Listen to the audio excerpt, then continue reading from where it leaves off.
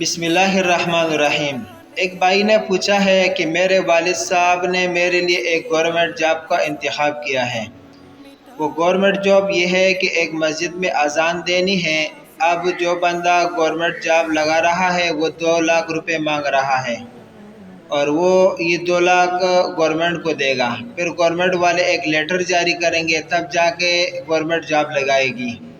اب سوال یہ ہے کہ کیا یہ 2 لاکھ روپے دینا جائز ہے یا نہیں؟ اگر جائز نہیں تو پھر جائز ہونے کا کوئی حیلہ اگر ممکن ہو تو وہ بتا دیں۔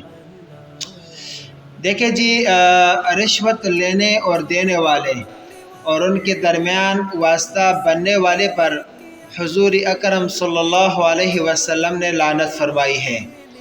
بغیر استحقاق و اہلیت کے محض رشوت کی بنیاد پر ملازمت حاصل کرنا جائز نہیں ہے۔ البتہ اگر اہلیت اور استحقاق کے باوجود ملازمت نہ ملے تو سفارش کے ذریعے ملازمت حاصل کی جا سکتی ہے۔ رشوت دینا اس صورت میں بھی جائز نہیں ہوگا، اور اگر کوئی شخص رشوت دے کر نوکری حاصل کر لے تو رشوت دینے کا گناہ ہوگا، تاہم اس ملازمت سے متعلقہ امور کے دیانتدارانہ انجام دہی پر تنخواہ اس کی حلال ہوگی، اس کے اندر کوئی کراہت نہیں آئے گی۔ اللہ تعالیٰ آپ کا حامی اور ناصر ہو۔